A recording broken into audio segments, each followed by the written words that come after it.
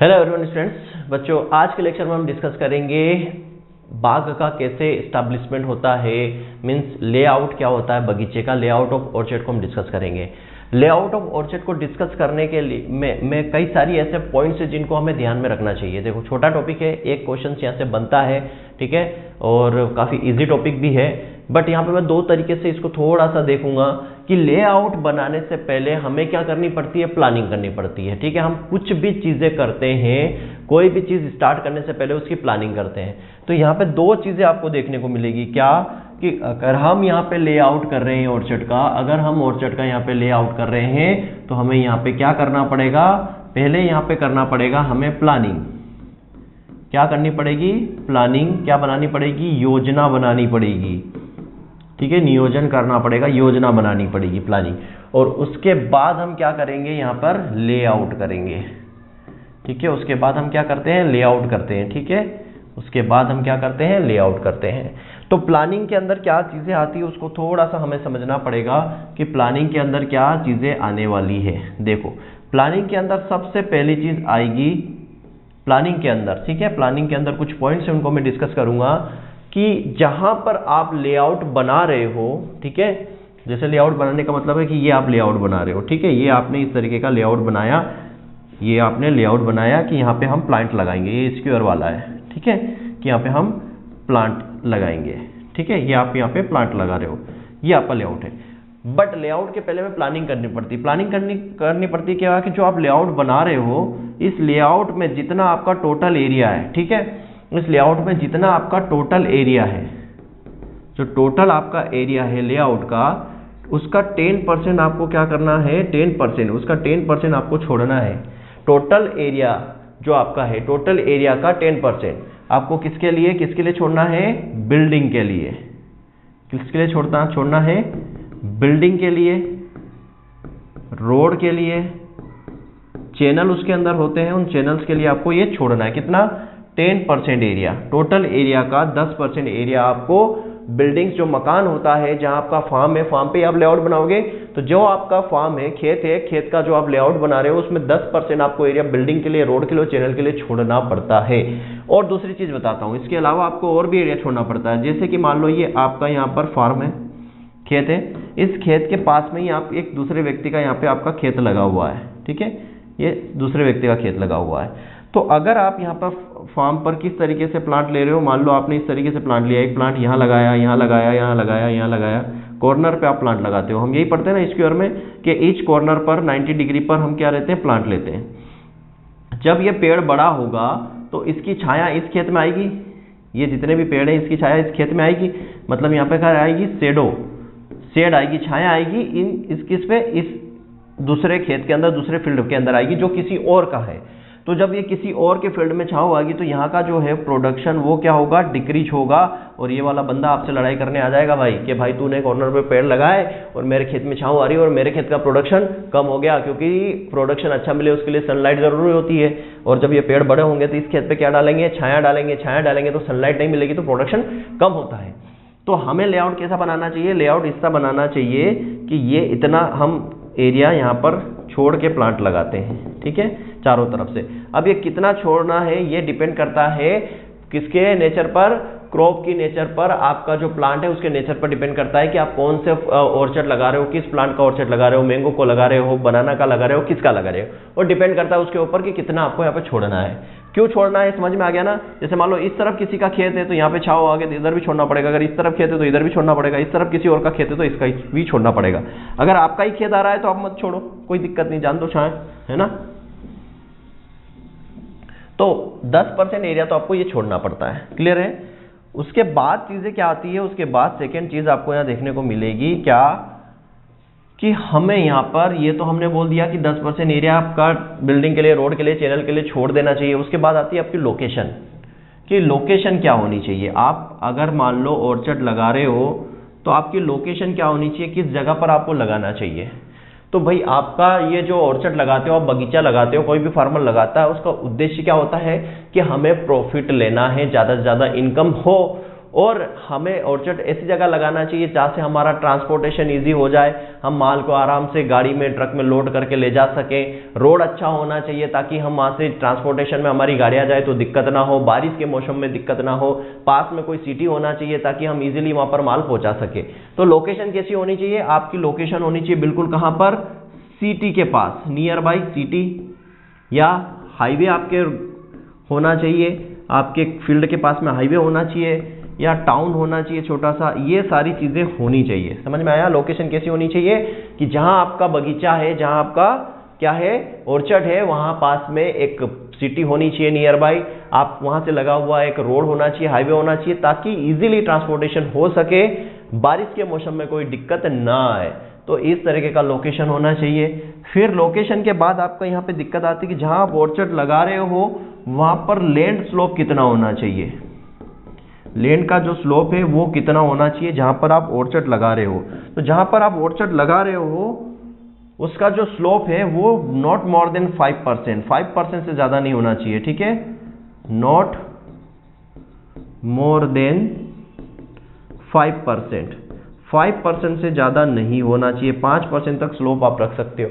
Slope रखने का reason क्या होता है, डायरेक्शन ऑफ स्लोप का रीजन क्या होता है, ठीक है, अगर हम स्लोप रखते हैं तो इरिगेशन थोड़ा सा इजी हो जाता है। फिर स्लोप अगर हम रखेंगे तो सनलाइट भी क्या होती है, प्रॉपर डायरेक्शन में हमें मिल पाती है।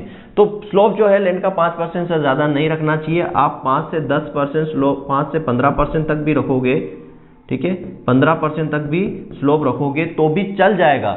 बट अगर 15% से ज्यादा स्लोप है, मोर देन 15% स्लोप जो है नॉट सुटेबल होता है, ठीक है, वो सुटेबल नहीं होगा आपके ऑर्चर्ड के लिए। कम से कम आपका जो अच्छा बेस्ट स्लोप माना जाएगा वो 5% से कम होना चाहिए, ठीक है, 5% से ज्यादा नहीं होना चाहिए। 5 से 15% तक आप काम चला लोगे, लेकिन 15% से ज्यादा स्लोप है तो फिर वो काम का नहीं है, वहां पर आप ऑर्चर्ड नहीं लगा सकते। डायरेक्शन की बात करते हैं कि स्लोप का डायरेक्शन क्या होना चाहिए, ठीक है, डायरेक्शन ऑफ स्लोप की बात करते हैं। डायरेक्शन ऑफ स्लोप कि स्लोप का डायरेक्शन क्या होना चाहिए। अब डायरेक्शन का इन द सेंस होता है कि डायरेक्शन पर डिपेंड क्या होती है, हमारी प्रोडक्टिविटी डायरेक्शन पर भी डिपेंड होती है। क्यों? क्योंकि सनलाइट का, अभी मैंने बोला सनलाइट का बहुत बड़ा रोल होता है। अगर सनलाइट प्रॉपर आ रही है हमारी फील्ड के अंदर तो हमें जल्दी फ्लावरिंग मिलेगी, जल्दी फ्लावरिंग मिलेगी तो हमारा क्रॉप का प्रोडक्शन भी जल्दी हो जाता है। तो डायरेक्शन ऑफ स्लोप जो होता है वो साउदर्न होता है, साउदर्न डायरेक्शन, क्योंकि साउदर्न डायरेक्शन जो होता है वो क्या करता है, अच्छी खासी सनलाइट रिसीव करता है, ठीक है, मोर सनलाइट, ठीक है, मोर सनलाइट रिसीव करेगा, मोर सनलाइट जो है वहां पर आएगी, जिससे क्या होगा, अर्ली फ्लावरिंग होगी, जिससे क्या होगा, अर्ली फ्लावरिंग होगी, फ्लावरिंग जल्दी होगी और हमें क्या मिलेगा, अर्ली क्रॉप मिल जाएगी, क्रॉप जो हमारी अर्ली मिल जाएगी, ठीक है। तो डायरेक्शनल स्लोप भी हमें प्रॉपर तरीके से देखना है। फिर साइड भी देखना पड़ेगी, साइड ऊपर आना चाहिए था ये point, site of orchard, site of orchard जो आपका बगीचा है वो किस जगह पर होना चाहिए, किस टाइप की आपकी टोपोग्राफी होनी चाहिए। अब साइट ऑफ ऑर्चर्ड डिपेंड करता है आपके नेचर ऑफ प्लांट पर कि आपका प्लांट किस टाइप का है, आपको प्लांट को किस टाइप का क्लाइमेट चाहिए, आपको प्लांट को किस टाइप की सोइल चाहिए, आपके प्लांट को किस टाइप की टोपोग्राफी चाहिए, वहां पर आपके प्लांट को वाटर कितना चाहिए। इस बेसिस पर हमें साइट का सिलेक्शन करना चाहिए कि आप जैसे मैंगो का प्लांट लगा रहे हो तो मैंगो के प्लांट के लिए सोइल कैसी चाहिए, उसको कितना पीएच चाहिए सोइल का, उसका नेचर क्या है, पानी कितना चाहिए, उसको वाटर रिक्वायरमेंट कितनी है, जहां आप लगा रहे हो वहां पर वाटर बॉडीज किस टाइप से है, टोपोग्राफी किस टाइप से, ये सारा हमें। तो साइट ऑफ ऑर्चर्ड जो है इसको अफेक्ट करती है, क्या क्या चीजें अफेक्ट करती हैं, तो इसको अफेक्ट करती है क्या, एक तो टोपोग्राफी, क्या चीज अफेक्ट करेगी, टोपोग्राफी, मतलब टोपोग्राफी भी आपको देखना पड़ेगी, क्या है, एल्टीट्यूड आपको देखना पड़ेगा कितनी ऊंचाई है वहां पर, और वाटर बॉडीज भी देखनी पड़ेगी कि वाटर बॉडीज क्या है, ठीक है, टेम्परेचर देखना पड़ेगा, ह्यूमिडिटीज देखनी पड़ेगी, क्लाइमेट देखना पड़ेगा, तब उस बेसिस पे आपको साइट का सिलेक्शन करना पड़ता है, ठीक है। इसके अलावा और चीज क्या है, इसके अलावा और भी चीजें मैं और नेक्स्ट बात करता हूं किसी के अंदर, उसी के अंदर हमारा प्लानिंग के अंदर और नेक्स्ट बात करते हैं। तो यहां पर आती है हमारे सोइल फर्टिलिटी, सोइल फर्टिलिटी। अब सोइल फर्टिलिटी जो है वो डिपेंड करती है क्रॉप्स के ऊपर, ठीक है। कुछ क्रॉप ऐसी है जिनको पुअर फर्टिलिटी चाहिए, क्या चाहिए, पुअर फर्टाइल जो है सोइल, पुअर फर्टाइल सोइल में भी हो जाते हैं, और कुछ क्या चाहिए, हाई फर्टाइल सोइल चाहिए, हाई फर्टाइल सॉइल चाहिए, ठीक है। कुछ को मृदा, काफी उर्वरक मृदा चाहिए, और कुछ क्रॉप ऐसी होती है जिनको कम उर्वरक में भी हो जाती है। जैसे पुअर की बात करें, आपकी पुअर मृदा की बात करें, तो पुअर के अंदर हमारे जो बेर है, बेर हो गया, फालसा हो गया, ये इजीली वहां पर हो जाते हैं। हाई फर्टाइल की बात करो तो हाई फर्टाइल अगर आपके पास सोइल है तो आप वहां पर कौन सा लगाओ, मैंगो लगाओ, पपाया लगाओ, सिट्रस लगाओ, ग्रेप्स लगाओ, इस तरह के प्लांट लगाओ। तो देखना पड़ेगा है कि जहां पे आप ऑर्चर्ड लगा रहे हो वहां पर सोइल की फर्टिलिटी कैसी है। अगर पुअर फर्टाइल है तो आपको किस टाइप की क्रॉप लेना है, बेर हो गया, फालसा हो गया, जो पुअर फर्टाइल सोइल में भी अच्छे खासी ग्रो हो सकती है, वैसी क्रॉप आपको लेना पड़ेगी। अगर आप वहां पर आपकी फर्टाइल सोइल की फर्टिलिटी अच्छी खासी है, फिर आप मैंगो ले सकते हो, ग्रेप्स ले सकते हो, सिट्रस ले सकते हो, इस टाइप की क्रॉप आप ले सकते हो। फिर आपको देखना पड़ेगा क्या, यहाँ पे टेक्सचर देखना पड़ेगा, सोइल का टेक्सचर देखना पड़ेगा। क्या देखना पड़ेगा, सोइल का टेक्सचर, क्योंकि सोइल का टेक्सचर भी डिपेंड करेगा। मैंने बोला सारी चीज मैटर करती है। अगर लाइट टेक्सचर है तो आप वहां पर पपाया लगा सकते हो। पपाया लाइट टेक्सचर में अच्छा खासा ग्रो करता है। तो डिपेंड करता है सोइल का टेक्सचर क्या है, सोइल का पीएच क्या है, सोइल की फर्टिलिटी क्या है, ये सारी चीजें हमें देखनी पड़ेगी। इन सारी चीजों को हम पहले से चेक करेंगे, प्लान करेंगे, उसके बाद हम लेआउट बनाते हैं। तो समझ में आया, प्लानिंग के अंदर हमें देखना पड़ेगा कितना एरिया हमें छोड़ना है, कहां पर हमें लेआउट लगाना है, लोकेशन क्या होनी चाहिए, स्लोप कितना होना चाहिए, डायरेक्शन क्या होना चाहिए स्लोप का, ऑर्चर्ड किस साइड पर होना चाहिए, सोइल की फर्टिलिटी अगर पुअर है, हाई है तो कौन कौन सी क्रॉप लगा सकते हैं, सोइल का टेक्सचर अगर कम ज्यादा है, लाइट है, डार्क है तो कौन सी क्रॉप लगा सकते हैं। अब हम बात करते हैं यहाँ पर लेआउट की, ठीक है। अब हम यहाँ पर बात करेंगे लेआउट की। तो लेआउट की अगर हम बात करें तो यहाँ पे लेआउट देखो कितने टाइप से आपको लेआउट देखने को मिलेंगे, ठीक है। सबसे पहले मैं बात करूं लेआउट में, सबसे पहले अगर मैं बात करूं लेआउट में, तो सबसे पहले आप देखो लेआउट में सबसे पहले बात करें तो आता है स्क्वायर सिस्टम, स्क्वायर मेथड या स्क्वायर सिस्टम आप बोल सकते हो, ठीक है। वर्गाकार विधि आप बोल सकते हो, ठीक है, वर्गाकार विधि, ठीक है। दूसरा आता है हमारा रेक्टेंगुलर सिस्टम, आयताकार विधि में भी हम पौधे प्लांट लगाते हैं। तीसरा आपको देखने को मिलेगा यहाँ पर हेक्सागोनल को आप और क्या बोलते हैं, इक्विलेटरल या इसको सेप्टल भी कहा जाता है, सेप्टल भी सिस्टम भी कहा जाता है, ठीक है, सेप्टल सिस्टम भी कहा जाता है, ठीक है। षटभुजाकार, क्या यहाँ पे क्या हो जाएगा, इसको हिंदी में क्या बोलोगे, षटभुजाकार आप हिंदी में बोल सकते हो, ठीक है। फिर चौथे नंबर पर आपका आ जाएगा क्या,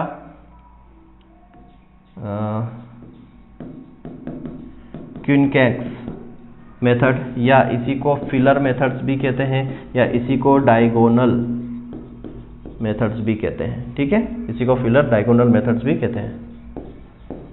ये हो जाएगा आपका।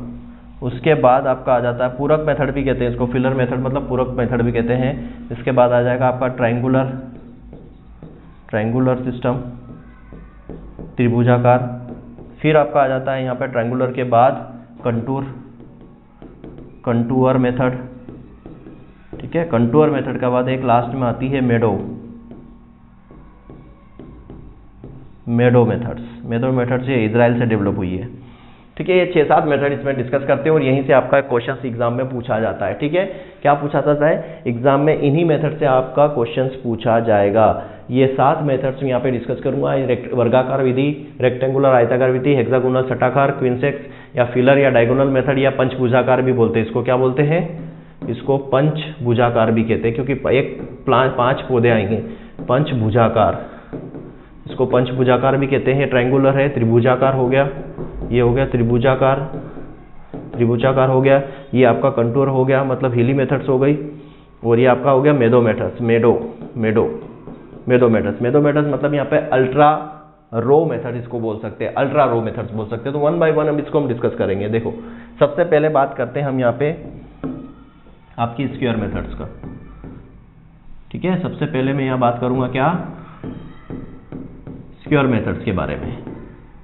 स्क्वायर मेथड मतलब वर्गाकार विधि के बारे में, ठीक है। स्क्वायर मेथड या वर्गाकार विधि को सबसे पहले हम यहाँ पे डिस्कस करेंगे, स्क्वायर मेथड या वर्गाकार विधि। अब देखो स्क्वायर मेथड वर्गाकार विधि में कैसे क्या होती है डिजाइन समझना। यहाँ पे बना देता हूँ मैं, ये हमारा है, ठीक है, 1 2 3 और 4, 1 2 3 और 4, ये वर्गाकार विधि हो गई। अब मैं इसके अंदर प्लांट लगा दूं।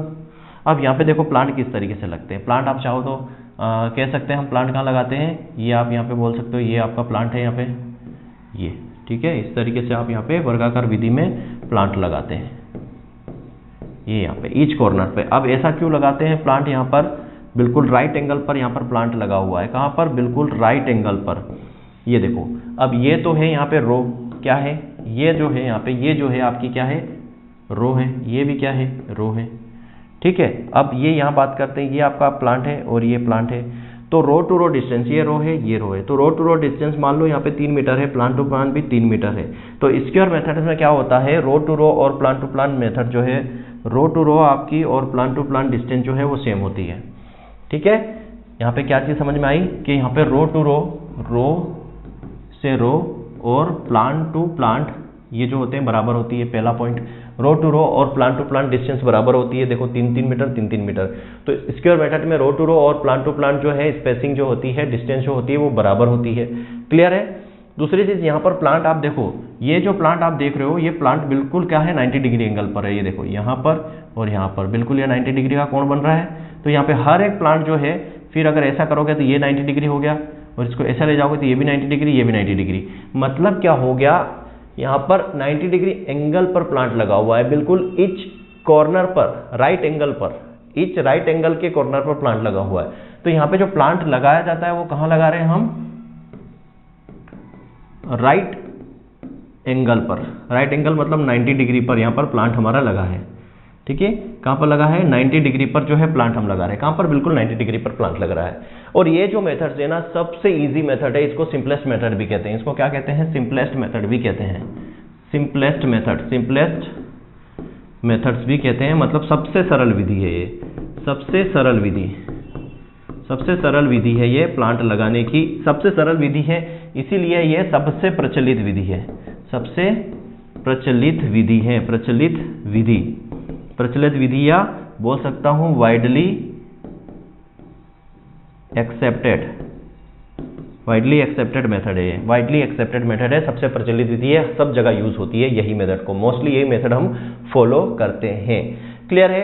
तो स्क्वायर मेथड के अंदर अब यहाँ पर ये जो प्लांट लगाते हैं, ये जो प्लांट हम लगा रहे हैं यहाँ पर, ये क्या होते हैं, परमानेंट प्लांट होते हैं। तो यहाँ पे एक और पॉइंट बनता है, यहाँ पर जो हम प्लांट लगाते हैं वो कौन से प्लांट होते हैं, परमानेंट प्लांट होते हैं। परमानेंट प्लांट होते हैं मतलब स्थायी पौधे होते हैं ये, ठीक है। स्थायी पौधे, ऐसे पौधे नहीं कि जिनको हम निकाल के मतलब लगाया, एक साल लगाया और फिर निकाल के दूसरे साल दूसरा पौधा लगा दिया, ऐसा नहीं है। ये जो प्लांट लगते हैं यहाँ पे परमानेंट प्लांट्स लगते हैं।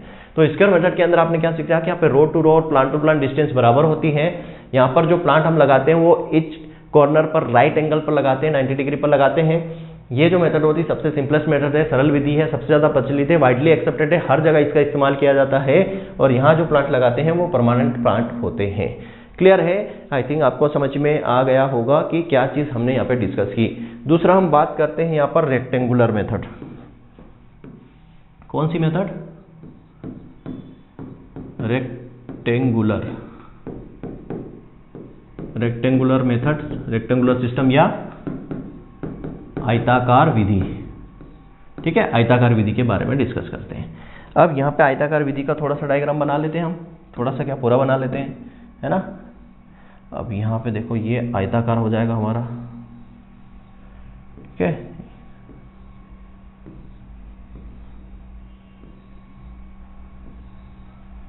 ये आयताकार हो गया। अब यहाँ पे देखो अंतर क्या है, ये हमारी, ये है रो और ये भी क्या है, रो। यहाँ पर प्लांट है, यहाँ पर प्लांट है, यहाँ पर प्लांट है, यहाँ भी प्लांट है। तो ये हो गया प्लांट, ये हो गया प्लांट।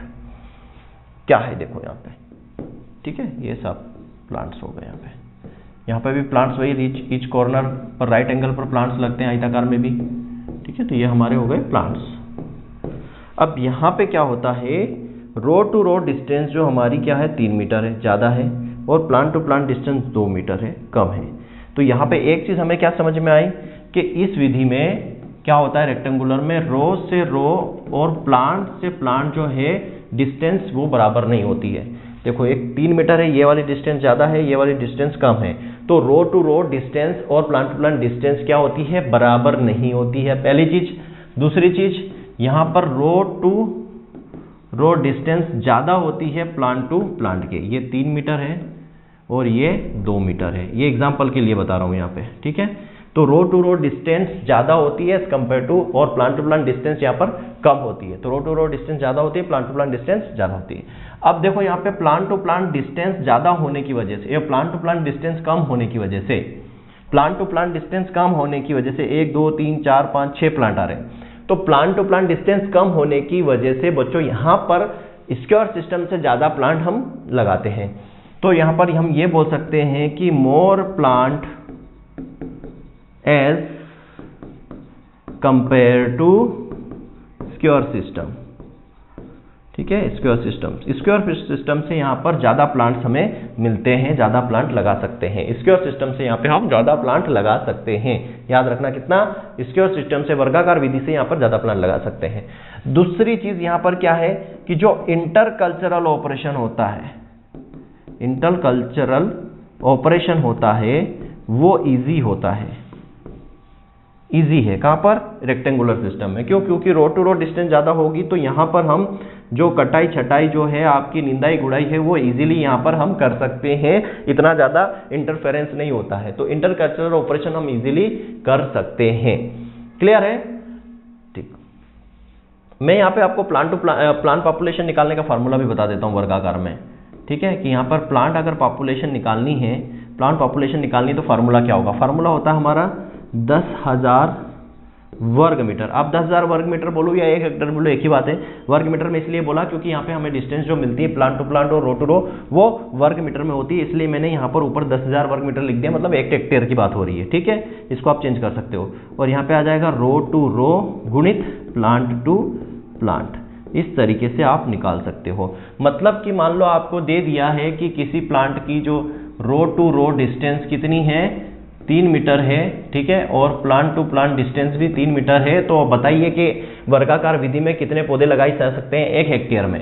वर्गाकार विधि में 1 हेक्टेयर में कितने पौधे लगाए जा सकते हैं, तो आप निकाल सकते हो कि 10,000, 1 हेक्टेयर मतलब 10,000 वर्ग मीटर, और 3 रो टू रो डिस्टेंस और प्लांट टू प्लांट डिस्टेंस भी 3, ठीक है। तो इस तरीके से आप निकाल सकते हो। ये कितना हो जाएगा, 10,000 बटे हो जाएगा 9, तो 9 एकम 9 आ जाएगा, 1 बचा, फिर 9 एकम 9, फिर आ जाएगा 9 एकम 9, ठीक है, 9 एकम 9, ये कैंसिल, फिर 1 बचा 9 एकम 9, 1 कैंसिल, फिर बचा 9 एकम 9, लगभग 1100 पौधे आप लगा सकते हो। कितने, लगभग 1111 पौधे आप लगा सकते हो 1 वर्ग मीटर में, अगर प्लांट टू प्लांट और रो टू रो विधि, मतलब यहाँ पे 3 गुणित 3 दे दिया है, 3 रो टू रो और 3 प्लांट टू प्लांट है, मतलब वर्गाकार विधि की बात हो रही है, ठीक है। तो इस तरीके से आप प्लांट पॉपुलेशन निकाल सकते हो। यहाँ पर प्लांट पॉपुलेशन कैसे निकालोगे, प्लांट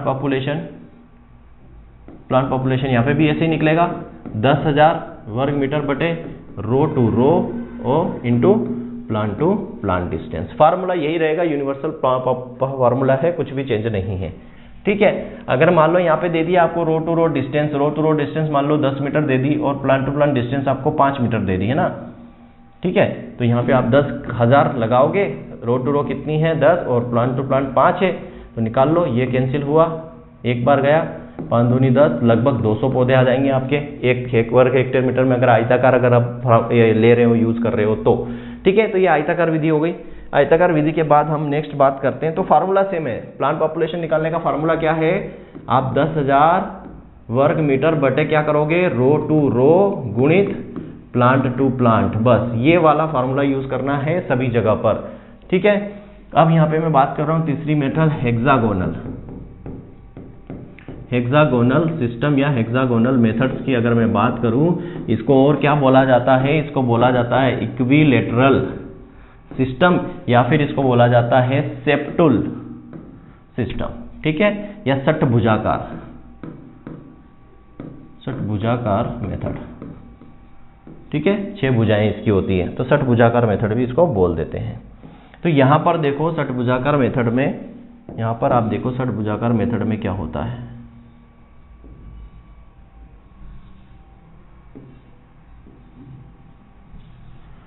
क्या कर रहा हूँ मैं, 6 भुजाएं यहाँ पे रहेगी, ये इस तरीके का, सॉरी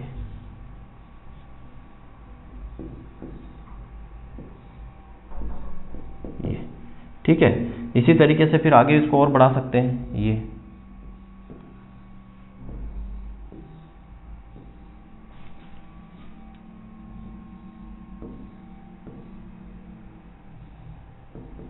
भी इस तरीके से यहाँ पर ये प्लांट लगाए जाते हैं षटभुजाकार मेथड में।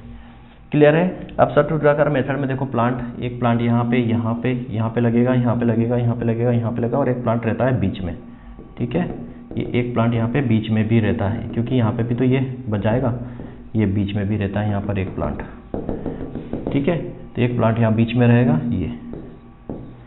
ये षटभुजाकार मेथड है या हेक्सागोनल मेथड इसको आप बोल सकते हो, ठीक है। हेक्सागोनल मेथड आप इसको बोल सकते हो। अब इस हेक्सागोनल मेथड्स में क्या चीज़ होती है, हेक्सागोनल मेथड में क्या चीज़ होती है, पहली चीज़ यहाँ पे क्या है, पहली चीज़ यहाँ पर लगभग 15% मोर प्लांट, ठीक है, as compare to square system. अब याद रखना, हम यहाँ पे जो भी कंपैरिजन करते हैं कि इतने % से ज़्यादा प्लांट या मोर प्लांट या इससे ज़्यादा प्लांट, वो कंपैरिजन हम किससे करते हैं, स्क्वायर मेथड से ही करते हैं। तो जब भी आपको ऐसा मिल जाए कि हेक्सागोनल में 15% से ज़्यादा प्लांट लगाए जाते हैं किस विधि से, तो स्क्वायर मेथड से, वर्गाकार मेथड से। आयताकार में भी पूछा जाए तो वर्गाकार मेथड से। मतलब हम जो कंपैरिजन यहाँ पे करते हैं वो स्क्वायर मेथड से ही करते हैं। याद रखना, कंपैरिजन जो करते हैं वो स्क्वायर मेथड से ही करते हैं। अगर कहा जाए कि आप में से जो है राम नाम का लड़का है वो तेज है, बहुत ही फास्ट है, पढ़ने में इंटेलिजेंट है, तो पढ़ने में इंटेलिजेंट है किससे इंटेलिजेंट है, कंपैरिजन तो करना पड़ेगा क्लास में बैठे बाकी बच्चों से। तो इसीलिए यहाँ पे 15% ज्यादा प्लांट आ रहे हैं, तो किससे 15% ज्यादा प्लांट आ रहे हैं, तो स्क्वायर सिस्टम से। हम कंपैरिजन जब भी करेंगे स्क्वायर सिस्टम से करेंगे, ठीक है। 15% से ज्यादा प्लांट यहाँ पे मिल रहे हैं हमको, कहाँ पर, हेक्सागोनल विधि में। अब हेक्सागोनल विधि में जो हम प्लांट लगाते हैं वो इक्विलेटरल कॉर्नर पर लगाते हैं। प्लांट जो हम लगाते हैं कहाँ पर, इक्विलेटरल कॉर्नर पर। इक्विलेटरल कॉर्नर मतलब ये जो हमारा कॉर्नर है ना, इसको हम इक्विलेटरल कॉर्नर ही बोलते हैं। मतलब जो हमारा ट्राइंगल है, ये ट्राइंगल बन रहा है यहाँ से यहाँ तक, ये त्रिभुज बन रहा है, ये इतना आप देखोगे तो इस ट्राइंगल के कॉर्नर पर ही लगाया जाता है। यहाँ पे भी आप देखोगे तो ये त्रिभुज बन रहा है, ट्राइंगल के इक्विलेटरल ट्राइंगल के कॉर्नर पर ही यहाँ पर प्लांट लगाए जाते हैं। तीसरी चीज यहाँ पर ये है कि यहाँ पर इंटरकर्नल डिफिकल्ट होता है। क्या होता है, डिफिकल्ट टू कल्चरल ऑपरेशन। यहाँ पर कल्चरल ऑपरेशन मतलब निंदाई गुड़ाई थोड़ी सी डिफिकल्ट हो जाती है, क्योंकि देखो सब जगह प्लांट ही प्लांट है, आप कहाँ घुसोगे, कहाँ निकलोगे, कहाँ आप छोटे छोटे इंप्लीमेंट वगैरह यूज करोगे, तो इंटरकल्चरल ऑपरेशन यहाँ पर थोड़ा सा डिफिकल्ट हो जाता है, ठीक है। तो ये हेक्सागोनल विधि है। इसमें आपने क्या सीखा कि हेक्सागोनल मेथड को इक्विलेटरल और सेप्टल भी कहते हैं। इक्विलेटर क्यों कहा जाता है, क्योंकि इक्विलेटरल ट्राइंगल पर भी प्लांट लगाए जाते हैं और 15% ज्यादा प्लांट हम मिल जाते हैं। और यहाँ पर भी जितने भी प्लांट हम लगाते हैं, याद रखना, ये भी क्या होते हैं, परमानेंट प्लांट होते हैं, परमानेंट प्लांट होते हैं, स्थायी प्लांट होते हैं। क्या होते हैं, स्थायी प्लांट होते हैं। और आपसे पूछा जाए कि सबसे ज्यादा प्लांट, सबसे ज्यादा स्थायी प्लांट, पौधे किस विधि में लगाए जाते हैं, किस विधि में लगाए जाते हैं, तो याद रखना हेक्सागोनल में ही सबसे ज्यादा स्थायी प्लांट होते हैं। यहाँ पे देखो इसकी ओर से 15% ज्यादा है, तो सीधी सी बात है सबसे ज्यादा स्थायी परमानेंट प्लांट कहाँ लग रहे हैं, तो हेक्सागोनल में ही लग रहे हैं। मैंने स्थायी वर्ड का क्यों यूज किया, क्योंकि आगे हम पढ़ेंगे वहां पर जो है अस्थायी प्लांट भी आएंगे, टेम्परेरी प्लांट भी आएंगे, दोनों को मिलाकर वहां पर और सबसे ज्यादा प्लांट हो जाते हैं। तो अगर आपसे पूछा जाए कि सबसे ज्यादा प्लांट किस मेथड में लगाते हैं, सबसे ज्यादा परमानेंट प्लांट किस मेथड में लगते हैं, तो हेक्सागोनल में लगाए जाते हैं। चौथा हम बात करेंगे, यहाँ पर चौथे मेथड की बात करते हैं, वो है क्विनकैक्स मेथड, ठीक है, या फिर इसको बोलते हैं फिलर मेथड, या इसको हम बोल देते हैं डायगोनल। क्या बोल देते हैं, डायगोनल मेथड, ठीक है। कई सारे नाम है, सब याद रखना। तो डायगोनल मेथड में भी सबसे ज्यादा प्लांट लगाते हैं। आपसे क्वेश्चन पूछा जाएगा कि किस विधि में सबसे ज्यादा प्लांट लगते हैं, तो डायगोनल मेथड में भी लगते हैं। लेकिन यहाँ पर कंडीशंस है वो मैं बताऊंगा कैसे, इसलिए मैंने परमानेंट और टेम्परेरी वर्ड का यहाँ पर इस्तेमाल किया। देखो ये जो विधि है वो स्क्योर मेथड के समान ही है। कैसी है? स्क्योर मेथड के समान ही है।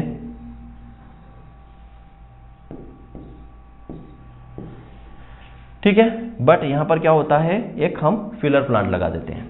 अब यहाँ पे कंडीशन है थोड़ी सी, यहाँ हम क्या लगाते हैं, यहाँ पे बीच में एक प्लांट लगाते हैं, ये फिलर प्लांट लगा देते हैं। क्या लगा देते हैं? ये फिलर प्लांट होता है हमारा। ये बीच में जो हम यहाँ पे प्लांट लगा रहे हैं इसको हम बोलते हैं फिलर प्लांट्स। ठीक है, इसको हम क्या कह देते हैं? फिलर प्लांट्स बोल देते हैं। और बाकी तो हम जो स्क्वायर सिस्टम में लगाते हैं वही से ईच कॉर्नर पर, यहाँ लगाया, यहाँ लगाया, यहाँ लगाया, ये कॉर्नर पर हम लगा रहे हैं प्लांट्स को। ठीक है, ये कॉर्नर पर हम क्या लगा रहे हैं? प्लांट्स को लगा रहे हैं।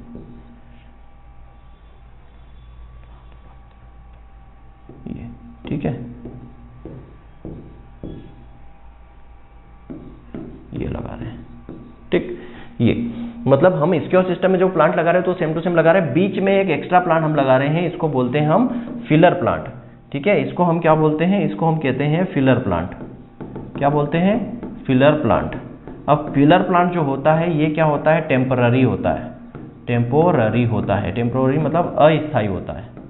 अस्थायी होता है। अस्थायी का क्या मतलब है कि टेम्पररी फिलर प्लांट हम क्या क्या लगा सकते हैं? फिलर प्लांट में आप लगा सकते हो पपाया, बनाना, पपाया लगा सकते हो, बनाना लगा सकते हो, ओनियन लगा सकते हो इसके अंदर आप। ठीक है, गार्लिक लगा सकते हो। ये आपके क्या है? फिलर प्लांट से। तो यहां पर जो है ये वाले जो कॉर्नर पे लगे प्लांट, ये आपके क्या है? स्थायी प्लांट है। ये क्या है? आपके परमानेंट प्लांट है। ये आपके परमानेंट प्लांट है। परमानेंट प्लांट मतलब इसको आप निकालोगे नहीं, एक बार लगा दिया आपको तो जब इसकी लाइफ है 5 साल 10 साल तब तक नहीं निकालोगे। लेकिन जो फिलर प्लांट है ये आप हर साल लगा सकते हो। जैसे पपाया लगाया, पपाया 1 साल लगाया, आपने अच्छा प्रोडक्शन नहीं मिला, इनको हटा के आपने बनाना लगा दिया, बनाना हटा के आपने ओनियन लगा दिया, ओनियन लगा के आपने गालिया लगा दिया, गार्लिक लगा दी, लहसुन लगा दी, प्याज लगा दिया। तो ये अस्थायी प्लांट होते हैं, इनको हम लगा के दूसरा शिफ्ट कर सकते हैं। इस फिलर प्लांट का मेन पर्पज क्या होता है कि यहाँ पे क्या मिलती है? एडिशनल इनकम यहाँ से मिलती है।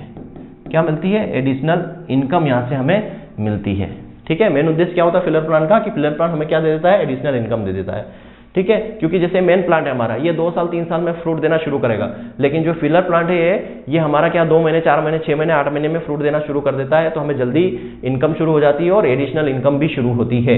अब यहाँ पे देखो, ये जो हमारा फिलर प्लांट्स है यहाँ पर, मतलब यहाँ पे फिलर प्लांट बोलते हैं, मतलब इस मेथड में जो क्या होता है 1.5 से 2 गुना ज्यादा प्लांट होते हैं, ज्यादा प्लांट होते हैं एज कंपेयर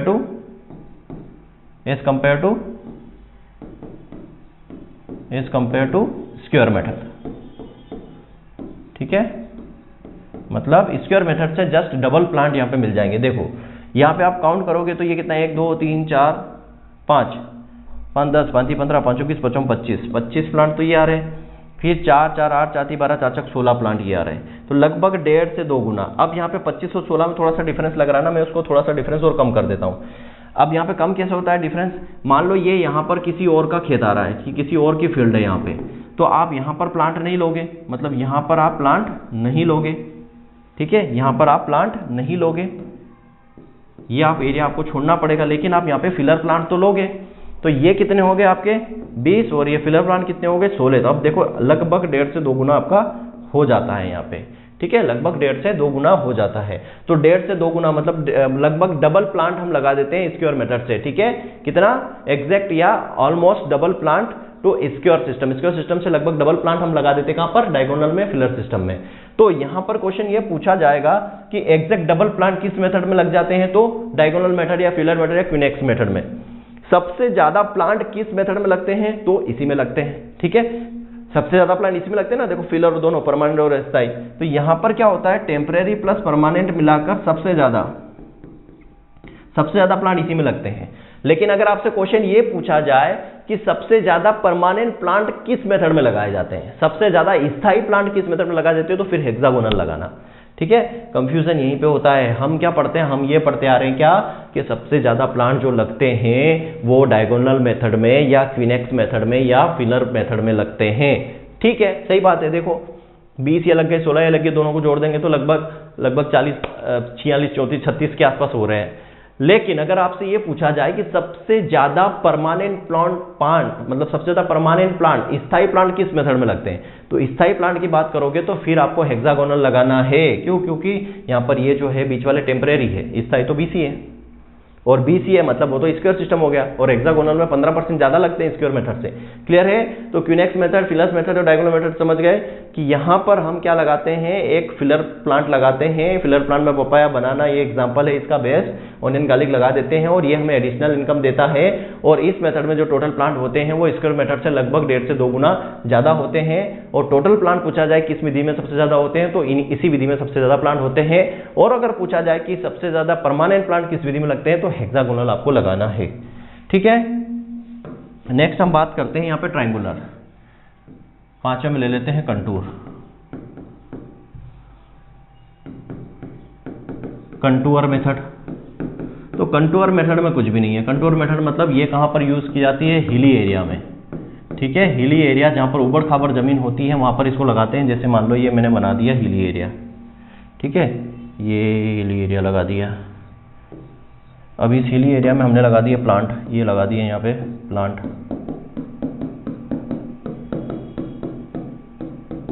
ठीक है, ये हिली एरिया में प्लांट लगा दिए। ये पहाड़ है, पहाड़ पर हिली एरिया में हमने प्लांट लगा दिए उबड़ खाबड़ जगह पर। ठीक है, तो यहाँ पर क्या होता है, कोई यूनिफॉर्म डिस्टेंस नहीं होती, याद रखना। यहाँ पे कोई यूनिफॉर्म डिस्टेंस नहीं होती है, नॉट यूनिफॉर्म डिस्टेंस। यहाँ पर कोई यूनिफॉर्म डिस्टेंस नहीं होती है। ठीक है, यही याद रखना, हिली एरिया में यूज करते हैं इसको और यहाँ पर कोई यूनिफॉर्म डिस्टेंस नहीं होती है, बस इतना याद रखना। नेक्स्ट हमारी जो मेथड है वो कौन सी है, नेक्स्ट की अगर हम बात करें छठी, तो वो हमारी है ट्रायंगुलर सिस्टम। ट्रायंगुलर सिस्टम में भी कुछ याद नहीं रखना। ट्रायंगुलर सिस्टम यूज करते हैं हाई डेंसिटी प्लांटिंग में। देखो ट्रायंगुलर सिस्टम कहाँ यूज करते हैं, हाई डेंसिटी प्लांटिंग के लिए इसको यूज किया जाता है। और यहाँ पर देखो आप इसको कैसे लगाते हैं, एक प्लांट मान लो आपका यहाँ है, तो दूसरा प्लांट आपको कहाँ मिलेगा, यहाँ, यहाँ और यहाँ। ठीक है, इसको अच्छे से बना देता हूँ मैं।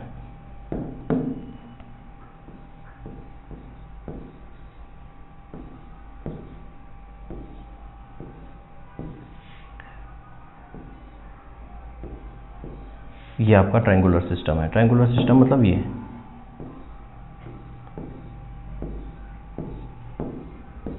इस तरीके की प्लांटिंग होती है। ये सारे गोल बने हुए हैं, ये हमारे प्लांट है। तो ट्रायंगुलर सिस्टम में यहाँ पर प्लांट लगाए जाते हैं, इस तरीके से प्लांट लगाए जाते हैं। तो हाई डेंसिटी प्लांटिंग में यूज करते हैं इनका। और यहाँ पर जो प्लांट्स होते हैं वो कैसे होते हैं, तिरछे लगाए जाते हैं। किसे, तिरछे लगे होते हैं, वही तिरछे ही है ना, ये क्या है, तो फिर यहाँ है, फिर यहाँ है, फिर यहाँ है, तिरछे लगे हुए होते हैं। प्लांट जो है तिरछे लगे होते हैं। तो यहाँ इसको हाई डेंसिटी प्लांटिंग में यूज किया जाता है। जैसे आम्रपाली जो वैरायटी है हमारी मैंगो की, वो हाई डेंसिटी प्लांटिंग में ही आती है। ठीक है, और लास्ट वन बात करेंगे हम मेडो सिस्टम। लास्ट में हमारी मेथड है 7, वो है मेडो। मेडो सिस्टम जो है, मेडो सिस्टम ये इजराइल से डेवलप्ड हुआ है। पहली चीज कहाँ से डेवलप्ड हुआ है, इजराइल से। ठीक है, इजराइल से डेवलप हुआ है। सबसे फर्स्ट टाइम इंडिया के अंदर यूज किया गया था। फर्स्ट टाइम इंडिया किसके अंदर, गुआवा के अंदर, अमरूद के अंदर इसको यूज किया गया था। किसके अंदर, अमरूद के अंदर यूज किया गया था। कहाँ पर यूज किया गया था अमरूद के अंदर, तो याद रखना, सेंटर का नेम भी याद रखना, सेंटर का नेम भी याद रखना। कहाँ पर यूज किया गया था, तो सेंट्रल इंस्टीट्यूट ऑफ सब ट्रॉपिकल हॉर्टिकल्चर लखनऊ में इसका इस्तेमाल किया गया था सबसे पहले। और इसकी जो डिस्टेंस रखी गई थी 2x1 मतलब रो टू रो जो यहाँ पे डिस्टेंस रखी थी 1, और प्लांट टू प्लांट डिस्टेंस रखी थी 1 मीटर स्क्वायर। ठीक है, ये फर्स्ट टाइम। तो मेडो सिस्टम जो है, मेडो सिस्टम क्या होता है, यहाँ पर मेडो सिस्टम के अंदर क्या होता है,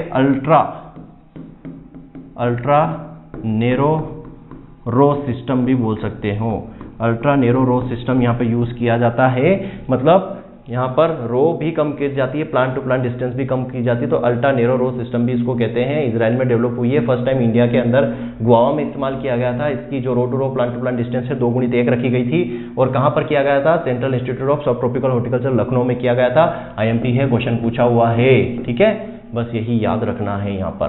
तो ये सारी मेथड हमने यहाँ पे डिस्कस की, कौन सी, लेआउट ऑफ ऑर्चर्ड की। तो इसमें से मोस्ट इंपॉर्टेंट है आपको पढ़ना है, स्क्वायर मेथड है, हेक्सागोनल मेथड है, डायगोनल मेथड है और मेडो सिस्टम है। ये मोस्ट इंपॉर्टेंट है, इनको अच्छे से पढ़ लेना। नोट्स में और भी कई सारी चीजें आपको मिल जाएगी। ठीक है, थैंक यू वेरी मच। जय हिंद, जय भारत।